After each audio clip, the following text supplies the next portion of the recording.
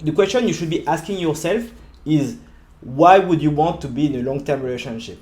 Is it worth it? And why you want to do it? The answer is very simple.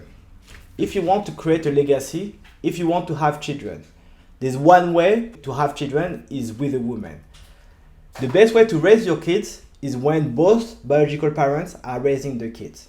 So if you want to have the best possible option for your children, you will want to have your woman and you to be in a long-term relationship, a long-term committed relationship. Obviously, there are different variations and different options, but ideally, you want both of you to be raising your kids on a regular basis. If you're separated with the mother, you probably still want to be involved in your child's life. You want probably to have shared custody, 50-50, so you're as involved as possible with his or her life. If you want to be in a relationship with a woman, how should you be doing it? What type of dating should you be doing? What I recommend is that you should spend at least 2 years with the person before deciding whether you want to marry the person or be in a committed long-term relationship with that person. It takes a lot of time to see the different side of someone's personality. Sometimes it can seem very easy, especially if you're intimate with the person early, that you're connecting. But you should not hide the fact that you will have different moral values, you will have different personality, and that can impact the way you're going to be compatible as well. Secondly, you need to make sure that she has very strong family commitment values. It means that she needs to be willing to put everything on the line for her family. If she doesn't really value you, she doesn't value her family, she doesn't really value her kids, she will not want to take any time off to take care of the kid. She will not be willing to even sometimes have kids with you. So a critical aspect of long-term relationship is for you to have a legacy. So if she doesn't really value her kids, then probably no point spending too much time with her. You also want to have someone that is honest. You want someone that has demonstrated honesty in all situations. Because when it comes to long-term relationship, especially during divorce, people are very shady and dishonest, and a lot of people will be lying to get what they want out of it. So you want someone that is as possible honest in all situations. And also you want to make sure that you can assess how she reacts when she believes someone has treated her unfairly. That will be her real face. Because at the end of the day, the person you marry is not the same person that you divorce. When someone thinks that they have been mistreated and they have been abused, then they will behave totally differently. Sometimes there will be a lot of ways that someone can be really mean to someone else. If, for example, the woman you're with already is mistreating people, she is doing her wrong, then it's very likely that even if you divorce or something goes wrong in your relationship, she's going to mistreat you as badly. If someone tells you, sign these contracts, but at the same time, you know for a fact that you risk going to prison, would you sign it? That's the very same for the marriage contract. You have a risk of going to prison if you don't pay child support, for example, for whatever reason. It doesn't even matter if you've lost your job. You can go to jail because you haven't paid child support. So would you sign the contract knowing fair well that there is a risk for you to go to jail? Probably not. If the marriage was fair, maybe you wouldn't need a prenup or this type of contract, but it's not. If you're the higher earner, which is most likely the man, you will need a prenup. You will need a prenup to protect you, protect your family, and also protect your assets. There are lots of different benefits of the prenup. One of them is to prevent future arguments. So let's say that you are together, you're getting married, everything goes well. But when it comes to divorce, things get really nasty. So people will start to lie, people will start to say false information, say that, for example, they've been like physical abuse, mental abuse, emotionally abuse, and all type of things, just in order to take revenge of the person. If you, for example, your wife doesn't want to divorce or she's the one in the wrong, then she probably will want to take revenge on you. And that's obviously a huge risk. If you have a prenup that is already set up, then it's very easy that everything is clear, already defined, and you don't need to argue 10 times and spend hundreds of thousands of dollars or pounds in order to settle this disagreement. 2, you probably need to set up your account in the way that it's very easy for your family to handle it. The way I see it is that you will have one account for your wife, one account for you and one joint account where all of the family expenses are going out. So it's very easy in that sense that if she needs to give you a gift, then she can take it for her account and you don't see it on your bank statement. When the gift comes, then it's a surprise. If everything is in the shared account, then there's not really a gift because it's all about your money as a couple and you don't really receive it as a gift. The third point is to protect your assets. Let's say that she has bought a lot of different properties before the marriage. She's got 5 properties that she has bought before the marriage, and for whatever reason, you end up in divorce. Is it fair that you're allowed to the 5 properties? Probably not.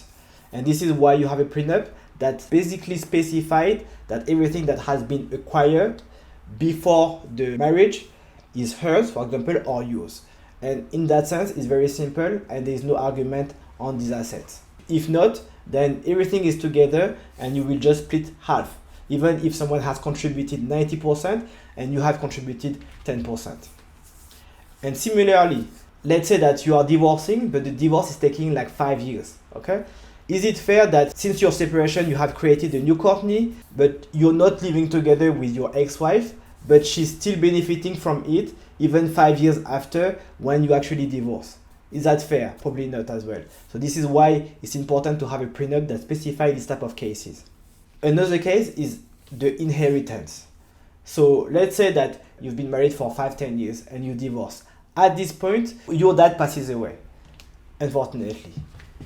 But as a result of your dad passing away, you're going to inherit a large sum of money. But at the same time, you're separated with your wife, but the divorce is not acted. And the divorce procedure is taking 3, 4, 5 years. Is it fair that she's getting half of the money that your dad gave to you when you're not even together? And maybe you're the one that was in the wrong, but also maybe she's the one that was in the wrong. What happens if she's the one that cheated on you? So the prenup will clarify this type of cases once for all. Similarly, if you had debts, then the debts are going to stay yours before the marriage. Let's say that you have studied and you went to like great universities and you have 300k of student debts. And you go into the marriage with 300k of student debts. 1 year later, you divorce. Is it fair that the 300k is split in between the two of you? Probably not. The prenup in that sense is going to specify as well that the debts are separated. So you're going to keep your debts because you're the one that studied and probably you're the one that's going to earn much more money in the future as the result of studying.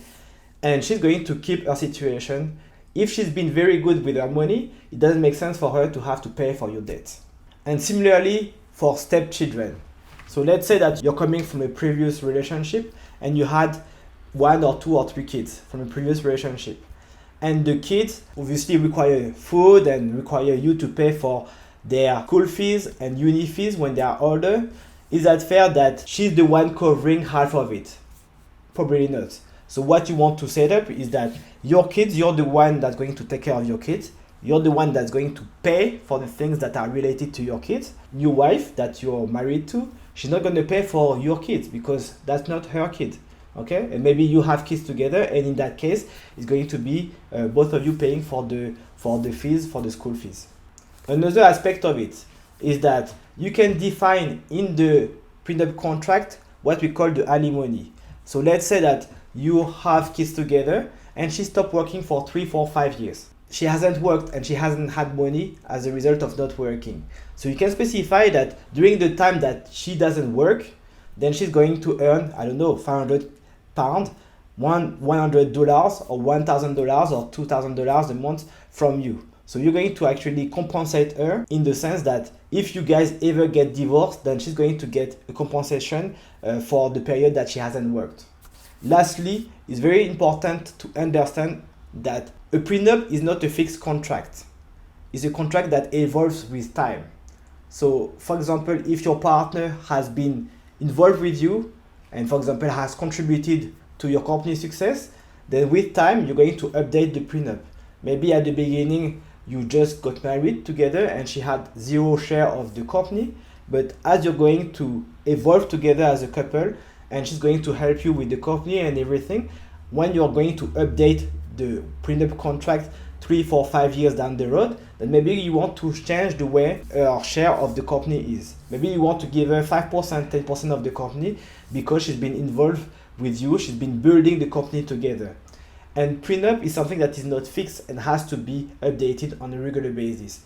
Similarly, if your financial situations change, you have to reflect it on the prenup. And this is why the prenup is going to be relevant in case of divorce, because it's up to date and it's fair because both of you have agreed on it. Long-term relationship lead to more fulfilled life. That's a fact. If you find the right person by your side, it's going to be an amazing experience. If you find the wrong person, it can be quickly a nightmare. So choose wisely the person you want to continue with. If you are interested in a long-term relationship and a long-term committed relationship between the two of you, marriage is an option. But you have to understand that marriage is very dangerous, especially to the higher earner, which happen to be the men most of the time because of hypergamy. If that's the case, then you have to make sure that you have a prenup to cover you, both of you and your wife, in case you separate. For example, if someone told you that you have a 50% chance of your parachute not opening when you are jumping from a plane, will you jump? Or would you make sure that everything is fine in case the parachute doesn't open? This is the same for the prenup. It's about making sure that if in the worst case you get separated, at least both of you are going to be treated fairly. Because for a fact, the family court are not going to treat you fairly. That's a fact. So you have to be careful that you have a prenup that is fair to both of you and your wife. If you want to have a legacy, you want to have children, I strongly recommend that you are in a committed relationship with the woman you want to have kids with. The best way to raise your kids is for them to be raised by both of their biological parents. In order for you to do that, then it's best to be in a long-term relationship. If you're thinking about marriage, then the best way is probably to have a prenup, especially if you're a high-value man and you're a man on your purpose. Would you have got married if you were living in the 60s?